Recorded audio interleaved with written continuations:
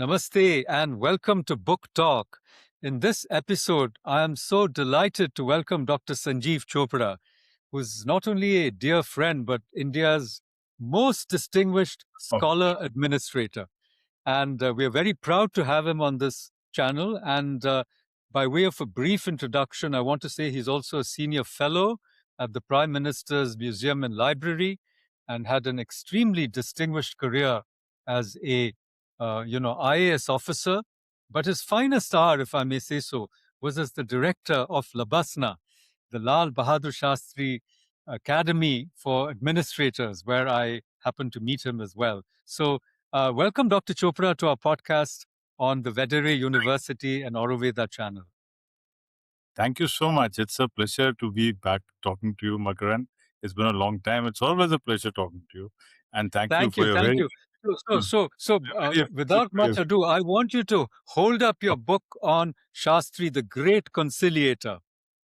Fantastic book. Congratulations, path breaking. And I must tell our viewers that you have a Hindi edition as well, which in yes, our the next follow Hindi up edition. podcast, we're going to hold up. Yes, we will. The Hindi edition is available on Amazon, but they say it'll be available on the 17th. So they've put up the cover, but they say it'll be available on the 17th of this month. But the title of the book is something which I really enjoy. I gave this title. I call it Jai Jawan, Jai Kisan, Lal Bahadur Shastri, Evam Atmanirbhar Bharat. Atmanirbhar Bharat. And what a great slogan he gave the country. Jai Jawan, Jai Kisan. It rallied the whole country together. Brilliant title, if I may say so. And we wish the Hindi book really great success. And we will have a Hindi podcast when that book is actually available. So let me start by actually asking you a kind of difficult question. Two difficult questions, okay? But the Okay. first one is that we've had some fairly good material on Shastri already. There is, a very good book by another scholar administrator. As you know, I'm referring to the book by Mr. Srivastava. Yes. In fact, It was published. let me just tell you, there are actually three books. The first book was by L.P. Singh, who was from the ICS. He had written this book, Shastri, and he wrote of him as a quintessential Gandhian. Then we've had Srivastava's book, and then we've had a very slim book on his years with Shastri by Rajeshwar Prasad, who, like me, was the director of the academy in 1973 when the academy was named after Lal Bahadur Shastri. Exactly. And there's also a book by D.R. Mankikar, if I'm not Yeah, mistaken, Ear Mankekar's which book. Publications Division brought out. So Yeah. my first question, therefore, was how does your book take the conversation or the discussion or the research on Shastri forward from these books? Actually, my discussion, my focus has been to take Shastri behind the public. You see, I started with Shastri from his time in Mughalsaraya. I start with his birth. I start with the circumstances of his birth, about his education in Mughalsaraya, about his education in a school in Varanasi, Benares as it was then called. I spent a lot of time on his education at the Kashi Vidyapeeth. I spent a lot of Yes. time on his, how did he develop this artist ability to build consensus. That is because his teacher there, his acharya there was none other than Dr. Bhagwan Das. And Dr. Bhagwan Das's classical thesis was the essential unity of all religions. So what was his guru writing? You see, he had two gurus. I mean, he had his guru as a school. He had a teacher by the name of Nishkameshwar Mishra. And Nishkameshwar Mishra was a person who lived up to his name. And in fact, Nishkameshwar Mishra had adopted him as his son, as his third son, because Nishkameshwar Mishra knew that his financial condition is not very good, so he would invite him every evening to have a meal with him. So these two teachers of his, they were the ones who taught him the art of conciliation. They were the two teachers who taught him how to handle differences, how to manage, difficult and myriad situations.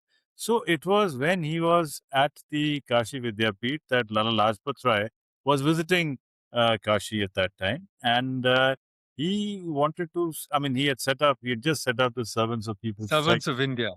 No, Servants of People's Society. You see, the Oh, Servants of Servants of India. People's Society, Servants of India is Gokhale. I, Sorry, sorry. Yeah. by Gokhale. And in fact, it was set up on the same pattern because both of them realized that as presidents of the Indian National Congress, they also needed a back office. I mean, they didn't have any political consulting at that time, so they needed a band of volunteers, who would be dedicated, who would be committed, who would be hardworking, would be willing to, do a lot of background work, remain, behind the scenes, and yet carry on a lot of work for the Congress president, both for Gokhale, because Lajpat Rai was the president of the Congress in 1920. So at this, plus the fact that the Congress president of those days was not just a political leader, but he was also the first citizen of the country in the sense that he was the one who got a largest consensus, the largest possible, if not all India, at least the middle class, the educated, the India which was politically connected.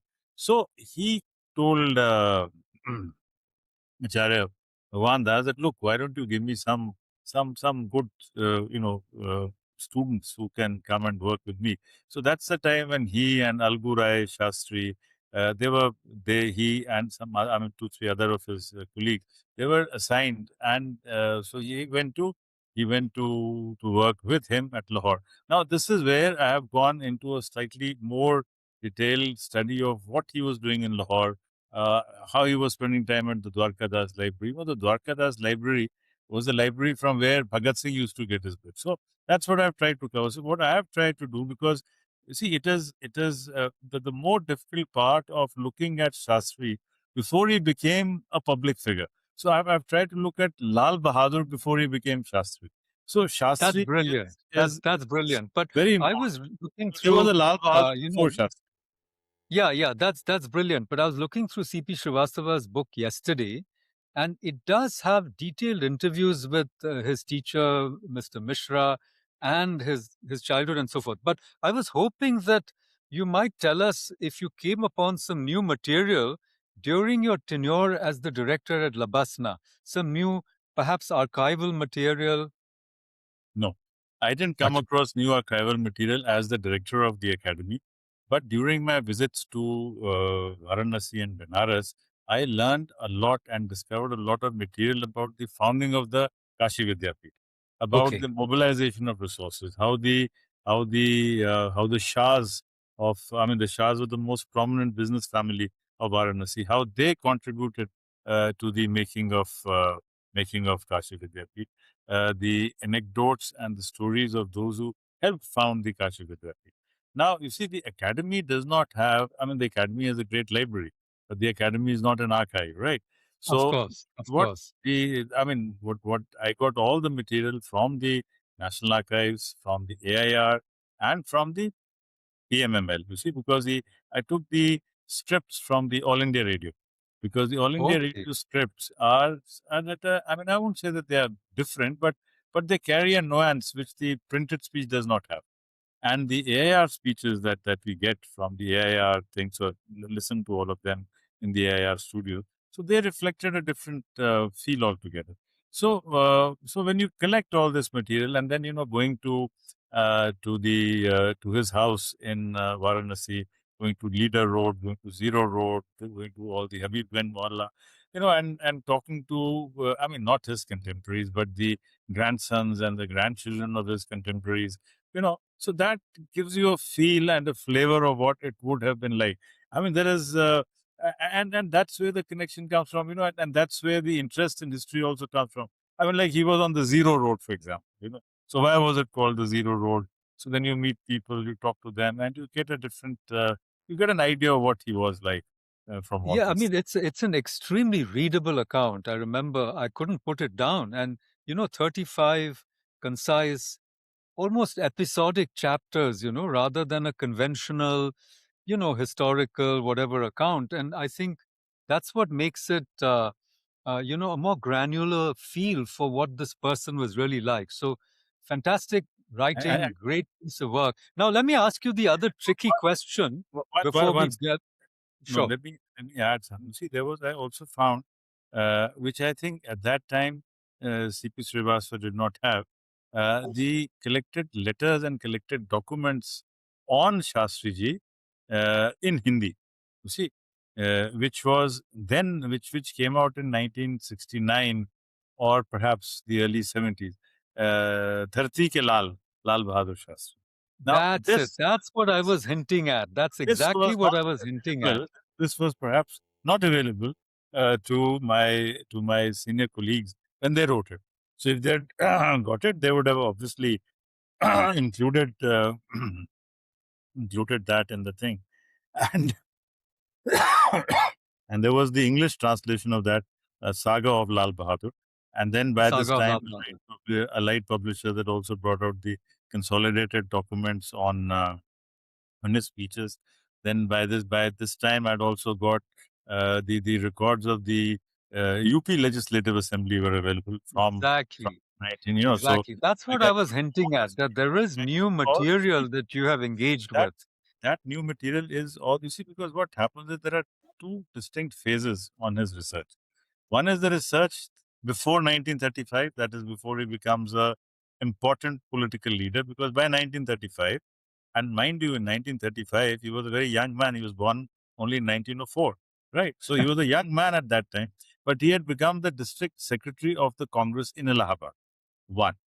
Two, he had been elected to the Municipal Council of Allahabad. Three, he was nominated to the Allahabad Improvement Trust. Four, he was going almost every day to Anand Bhavan to do the secretarial work for Nehru.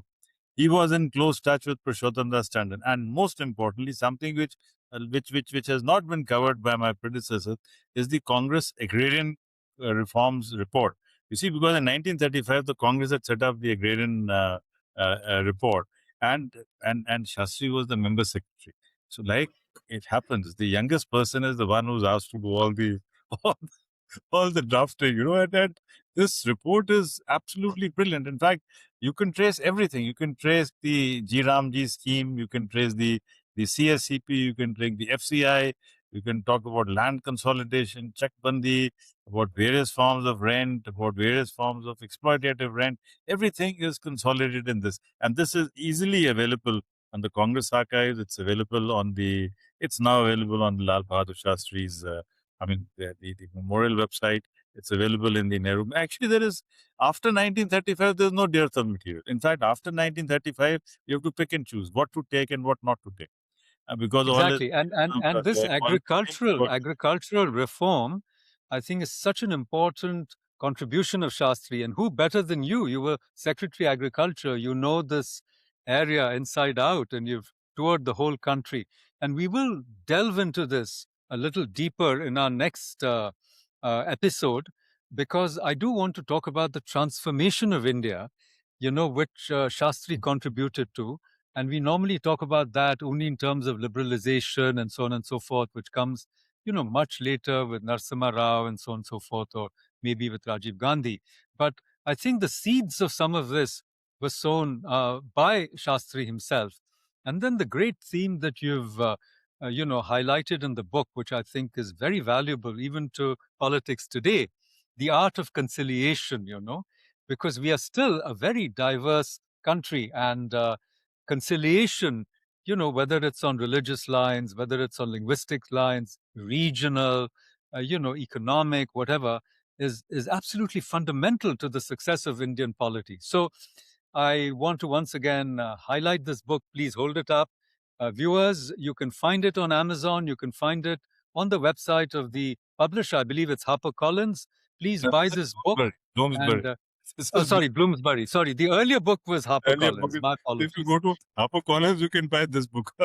Yeah, show that book. We, the People of the States of Bharat. Now, that book, we'll talk very briefly about it. It's about the maps of India and how, when you look at as it were, the biography of the nation through its shifting cartography, you get an insight into not only the formation of states, but also into the meaning of India, into the way the Indian polity works. It's a brilliant book. We'll talk about it in another episode. But thank you, Sanjeev, for joining us. And namaste Please like, share, and subscribe to our channel. We'll see you shortly for the follow-up episode on Lal Bahadur Shastri with Dr. Sanjeev Chopra. Thank you.